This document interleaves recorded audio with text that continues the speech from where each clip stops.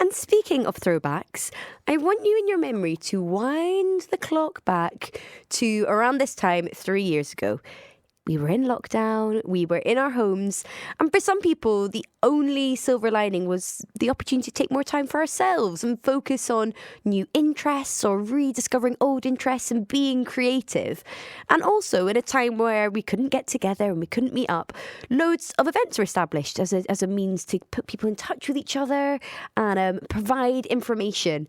And one of them was the Creative Industries Festival, which Oxford Brookes started in 2020, and it's back again this year. It's a diverse event. It runs from a week from tomorrow. It's in its third year, and one of the organisers is here to tell us how much it's grown.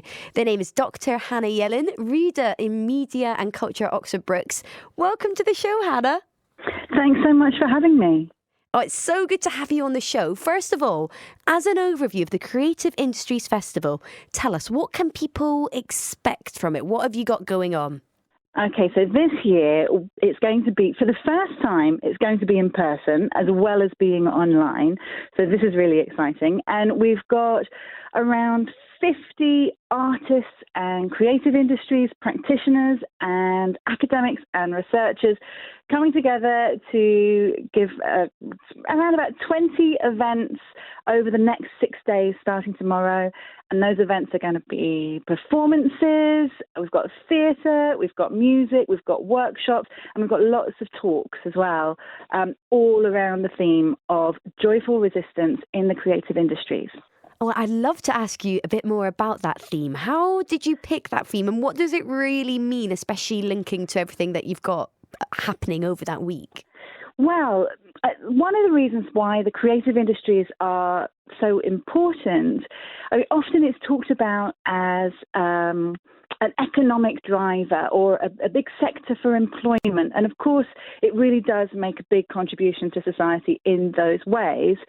But more than that, or in addition to that, it's the space where we go to celebrate, to reflect on our lives, to, just process our feelings and to heal. And it's where we go for leisure. So if we think about all the different fields that we've got at our festival, we have architecture, visual art, carnival, cinema, gaming, literature, music, sound art, storytelling, publishing, theatre.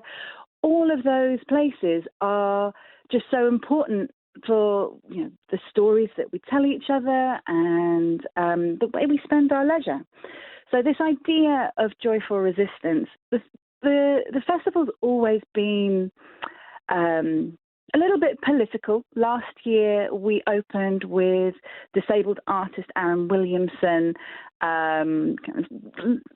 exposing how disabled inclusion is just really lacking. The year before, we had the songwriter Kate Nash calling for kind of Me Too style reckoning in the music industry. And we thought, well, the creative industries have always been a space for resistance, but also a space for celebration. And this kind of resistance and making things happen and expressing ourselves and having a space where we can be and share ourselves without persecution. This is a joyful thing as much as it's a resistant thing. And we wanted to kind of have a theme that celebrated all of that. I love that, because you're so right. There's some things that, are topics that you don't really have spoken about, or maybe, they're difficult topics you've not covered with friends or family before. You then suddenly watch a TV show where characters that you don't know go through something, and suddenly a whole topic becomes a talking point. Like It's a Sin immediately comes to mind to me, of how suddenly people were speaking about the AIDS epidemic in a different way through getting to know these characters they loved. But similarly, that's getting people talking about an important issue. Similarly, I've got screens in my studio now, and I'm seeing Rylan interviewing people on Eurovision. That's a huge, creative, enjoyable event where we get to enjoy and just celebrate and sing music and enjoy it. Something I'd love to ask you about is in creative jobs, quite often they aren't the best paid, or they don't start out being as best paid. And that's kind of, I work in a creative job, and loads of people often say, oh, well, I couldn't do that because the pay's so bad, or, oh, I'd want to get into this, but, I just wouldn't get paid anywhere near enough. What is your words to people who want to get into a creative industry, but especially in a time like now, are worried about the pay element of working in that world? Yeah, I mean, both sides of what you said there really matter. So one of the great things is, well, representation matters in the stories that are being created, but of course representation matters in who's creating those stories, and especially if they're going to do so in a kind of helpful way that rings true to the experiences of the people, on screen or in books or whatever. So who's behind the scenes really matters as well. And yeah, unfortunately, diversity in the creative industries is really poor, is really limited because of a culture of precarity and instability, which means that really, it has favoured those who can weather that economic difficulty because they've got that extra support or, safety nets around them. We saw, especially through COVID, this was a problem as funding became so hard for theatres were shutting down, cinemas were shutting down, and often it's the most vulnerable, kind of lowest paid staff that are the first to be let go. But there are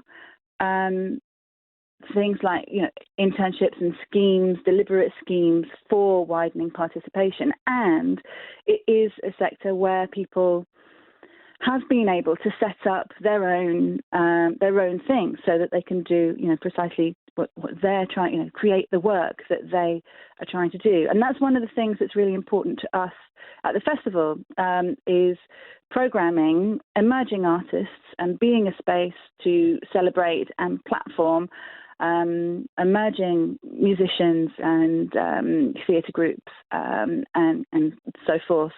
And yeah, I suppose, looking for spaces like this, looking for festivals where kind of try new talent, as it were, looking for those kind of talent growth schemes is probably a good start. But I absolutely sympathise with the concern. It is a difficult landscape, no question. And I think that's great that people can come along to this event and they can get advice about these internships or schemes and what help there is. And also just get advice of people that have been in their shoes and have been there. That just makes it a bit less scary. And I think what often with worlds like the creative world, where there isn't necessarily a clear-cut path, part of the intimidating thing can just be knowing how to get that very first foot in the door, or how to even find the door to get your foot into. Is there things like that for people that are first trying to get into the industry, or maybe have been working in something else and they think, actually, now I want to pursue that creative passion I've always had and turn it into my career? Is there kind of places for people who are entering into it for the first time? So I think definitely there'll be lots of people to come and meet and speak to about all of those different fields. But also above and beyond that, I mean, a lot of talks will just be really interesting. We have on Thursday afternoon, we've got something called Flamboyant Nature, 3 musicians coming to give a performance and then talk about their process in a way that will be interesting for those who are trying to start out in music, but also just really interesting for anyone who wants to hear from musicians about their practice and their in that particular one, it's their relationship, how their queerness informs their practice and their relationship with nature, thinking about climate. We've got a whole strand of activities and events on the theme of climate, as well as on the theme of all embracing creativity. So kind of looking at inclusion and different groups, creatives from different backgrounds and that kind of thing. Is So there yes, but just not exclusively for people who want to get into the field. Also, people who just want a week of enriching talks and events. amazing, just good things to go and watch and listen to and learn from? Is there anything that is particularly high on your list that you cannot wait to see?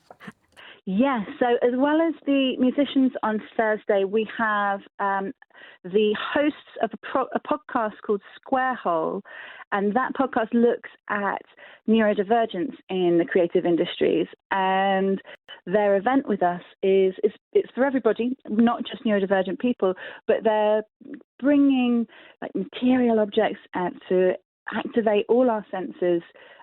So, to smell, to touch, to listen to, and it's going to be a really interactive workshop thinking about our sensory processing and how that relates to the way that we are creative.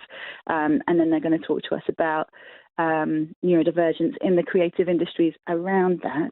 And then next Monday evening, we have a really fantastic theatre performance called Still Breathing, which I really, really recommend as well. But if people can't make it in person, it's important to say that a lot of our content is still, every day there's going to be events that are both some that are in person and some that are online. So if you can't make it up to the university campus in Headington, there's still lots and lots of events that you could get involved with and kind of listen to talks and that kind of thing online. Hannah, it sounds incredible. It sounds like there's so many different stuff going on. Give us the information. Where can people find out how to come along? Where can people find everything? Where are all the details? So it's all on the Oxford Brookes website, and maybe the easiest way to find that is to Google Oxford Brookes Creative Industries Festival 2023, and you'll be able to find all of the details of times, dates, registration, sign up, and all of that on the Oxford Brookes website. And important to say, everything is free and everything is open to all.